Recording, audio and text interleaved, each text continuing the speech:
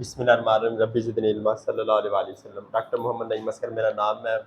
By education pharmacist हूँ और मैंने फार्माकोलॉजी में एमफिल किया है। मेडिसिन में मेरी स्पेशलाइजेशन है।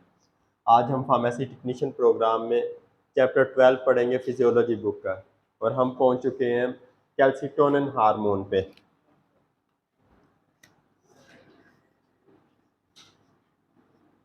कैल्सिटोनिन,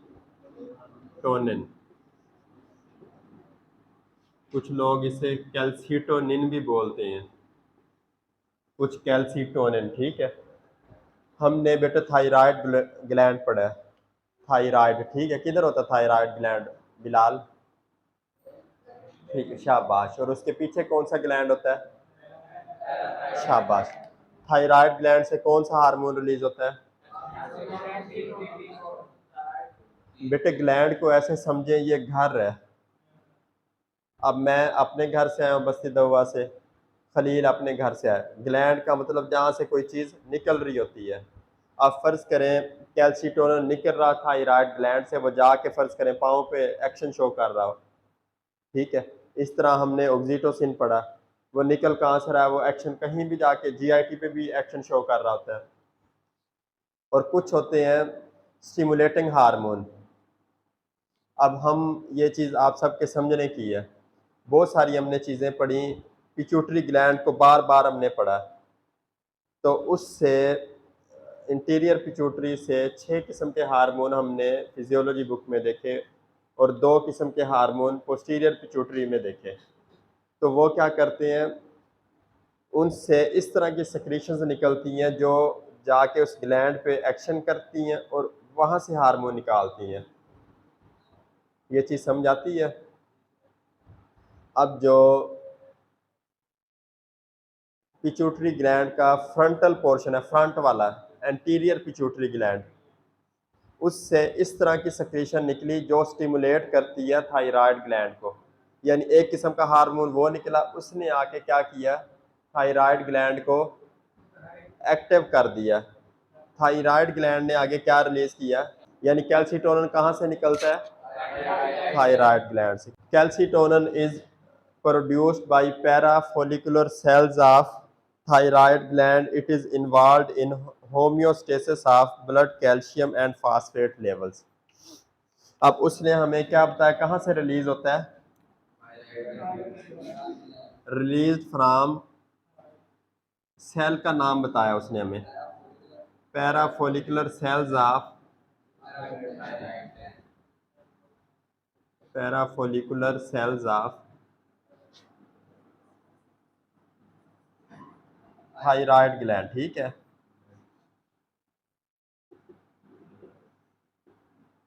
हमने बेटे टोटल ग्लैंड कितने देखे हैं? First on the site of production की बेसिस पे कितने थे? 10। कोई आता है याद? थोड़ा बताइए। चलो शाबाश। ये थायराइड ग्लैंड उनमें एक था। ठीक है, थायराइड ग्लैंड में अब किस तरह के सेल्स होते हैं? पैराफोलिकुलर सेल्स, वहाँ से कैल्सिटोनिन निकलता है। अब मैं और मेरे वालिद साहब एक ही घर से आते हैं, लेकिन मेरे वालिद का कमरा हो रहा है, मेरा कमरा हो रहा है, इस तरह। ठीक है, लोकेशन अलग-अलग है। इस चीज़ को बेटे ज़रा अंडरस्टैंड करें, घर तो एक ही है। अब बेटे इसका इन्होंने काम बताया, it is involve in homeostasis, homeostasis of blood calcium and phosphate levels. अब बेटे इसका काम क्या है? पूरे जिस्म में हमारे बहुत सारी चीज़ें हैं, बहुत सारी चीज़ें हैं हमारे जिस्म में, जो हमारे जिस्म को ज़िंदा रखने के लिए ज़रूरी हैं। तो अब एक चीज़ फ़र्ज़ करें 10 मिलीग्राम में चाहिए, अगर वो 20 मिलीग्राम में हो जाएगी तो क्या होगा? डिस्टर्ब हो जाएगी बॉडी। 10 की बजाय वो 5 में होगी, फिर भी बॉडी डिस्टर्ब। अब एक बंदे की आंखों की नज़र कमज़ोर हो गई तो क्या होगा? नज़र ठीक नहीं आएगा। मैदा एक बंदे का अब नॉर्मल काम करता है, वो 2 रोटियां खाता है। अब वो माशाल्लाह थोड़ा सा ज़्यादा तेज़ हो गया, कितनी रोटियां खाने लग जाएगा वो।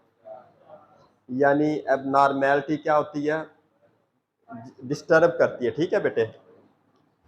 अब कैल्सीटोनिन का काम है जिस्म में कैल्शियम और फास्फेट मौजूद है उनके लेवल्स को बरकरार रखना। हमारी जो बोन्स हैं, हड्डियां, किस चीज़ की बनी हुई हैं? कैल्शियम फास्फेट की। ये जो चूना हुआ हुआ है, ये किस पत्थर से बनता है? चूने के पत्थर से। उसका केमिकल हम अगर देखें तो वो क्या होता है बेटे? कैल्शियम कार्बोनेट होता है। ये मार्बल है, ये भी कैल्शियम या फास्फेट से जुड़ता है। ये जो संगे मरमर, पता नहीं किस किस्म की वो क्या बोलते हैं इसे, चिप्स भी कहते हैं, कुछ मार्बल भी कहते हैं। ये सारी कैल्शियम जब वो बनाता है ना, किसी के साथ दोस्ती लगाता है, रिएक्शन करता है, तो मुख्तलिफ किस्मों की वो बनती है मार्बल वगैरह। हमारी हड्डियां कैल्शियम फास्फेट की हैं, कैल्शियम की बनी हुई हैं। अब एक बंदे की हड्डियां कमज़ोर है तो हमें क्या चाहिए, उसे क्या खिलाएं? कैल्शियम। अब बहुत सारे बच्चे वो देखा जुबान से दीवार चाट रहे होते हैं, क्या मतलब होता है? उनके अंदर कैल्शियम की कमी होती है। जब आप मेडिकल स्टोर बेटे बनाएंगे, अब इस तरह का कोई बच्चा आ जाए, वो कहे जी मेरा बच्चा सीमेंट खाता है, मट्टी खाता है, क्या करेंगे आप? कैल्शियम देंगे। वो शरबत में देंगे, टीके में देंगे, या गोलियों की शक्ल। और हाँ, किसी बंदे का जब कैल्शियम का लेवल कम हो जाए तो क्या हो जाता है? उसका बीपी, उसके इलेक्ट्रोलाइट्स कम हो जाते हैं ब्लड के। तो उसका भी हल क्या है? उसे हम क्या दें? एक बंदा आया, वो उसको चक्कर से आ रहे हैं, डॉक्टर साहब मेरा बीपी चेक करना। हमने उसे बिठा लिया, पंप करके उसका बीपी चेक किया। उसका नॉर्मल होता है 120 से 140 ऊपर वाला, 70 से 80 भी गिनते हैं। उसका बीपी आया जी ऊपर वाला 100 है, नीचे वाला 60 है। वो कहेगा जी मेरे सर में भी दर्द है और इस तरह मेरे मसाइल हैं। आप क्या करेंगे? उसका बीपी लो है, क्या करेंगे उसे?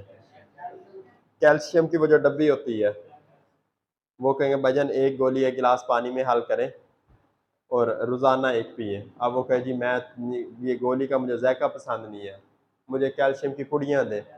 तो वो मार्केट में बहुत सारे नामों से मौजूद है। अब एक बंदा, उसका बीपी हाई है, आपने उसे कैल्शियम की गोली दे दी, क्या होगा उसे? जब और हाई होगा, और हाई होने से बेटे क्या नुकसान हो सकता है? अगर वो दिमाग की रग फट गई तो उसे क्या कहेंगे? ब्रेन हैमरेज हो गया। Chemical nature. केमिकल नेचर का बेटे मतलब क्या है? हम किस केमिकल के बने हुए हैं? केमिकल्स। प्रोटीन किस चीज़ की बनी होती है? Amino acid. और अमाइनो एसिड आगे किस चीज़ के बने होते हैं बेटे? सोडियम, पोटाशियम, जिंक वगैरह। ये मैं मिसाल दे रहा हूँ। ग्लोबुलिन प्रोटीन और बहुत सारी प्रोटीन, उनका जो हम केमिकल देखें ना, किस किस चीज़ से मिलकर बना है। अब हमारा जिस्म भी इस तरह हर चीज़ अलग अलग चीज़ों की बनी हुई है। बालों का अगर मुआयना करें तो वो कैराटिन प्रोटीन के हैं। नाखून, वो भी कैराटिन प्रोटीन के हैं। इस तरह ये कुरकुरी हड्डियां हो गई, ये जेलाटिन प्रोटीन होती है। आंख में राड्स और कोन्स होते हैं, ये मैं वैसे इनका आगे हम फर्दर बेटे गहराई से मुताला करेंगे तो ये और चीज़ों की बनी होती है, ठीक है। अब जब हम कैल्सीटोनिन का माइक्रोस्कोपिकली एग्जामिन करते हैं तो वो किसका बना हुआ है? 32 अमाइनो एसिड पॉलीपेप्टाइड। इसमें कितने अमाइनो एसिड होते हैं? 32 अमाइनो एसिड पॉलीपेप्टाइड। बेटे अब सवाल आ जाए, which hormone has 8 amino acid in its chemical nature? Calcitonin, anti diuretic hormone, oxytocin, all of this. तो ये इसलिए बेटे आपको याद रखना जरूरी है, ठीक है। चलो शाबाश। आगे बेटे इसके काम, एक्शन। अब ब्लड कैल्शियम लेवल पे इसके क्या असरात आते हैं?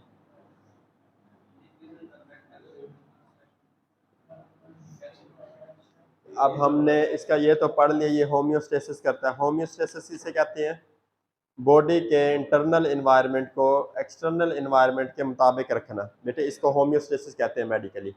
अब बाहर सर्दी हो गया, जिस्म क्या करता है? ये वो तो नहीं, अंदर से वो ठंडा तो नहीं कर देता है, पता चले दिल बर्फ बन गई है दिल की। एक बंदा न्यूजीलैंड में रहता है, वहां दर्जात -4 है, मिसाल दे रहा हूँ।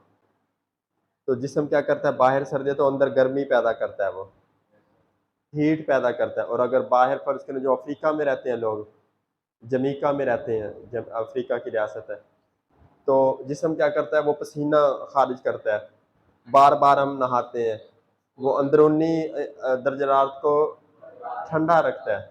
ठीक है, होम्योस्टेसिस कहते हैं जिस्म का अंदरूनी दर्जा, अंदरूनी माहौल को बैरूनी माहौल के मुताबिक रखना। अब ये होम्योस्टेसिस आप blood calcium and phosphate levels को मेंटेन रखता है। अब इसके इसके ब्लड कैल्शियम के क्या असरात है? ब्लड कैल्शियम इसको ये डिक्रीज करता है ब्लड कैल्शियम कंसंट्रेशन को। याद रहेगा ये,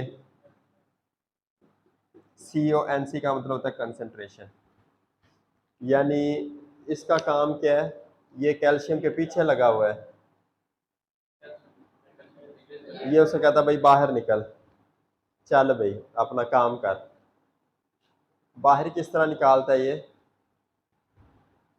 किस रास्ते से? या तो बड़े पेशाब के रास्ते से, या यूरिन के रास्ते से, फीसिस कहते हैं इसको, पखाने को स्टूल भी कहते हैं।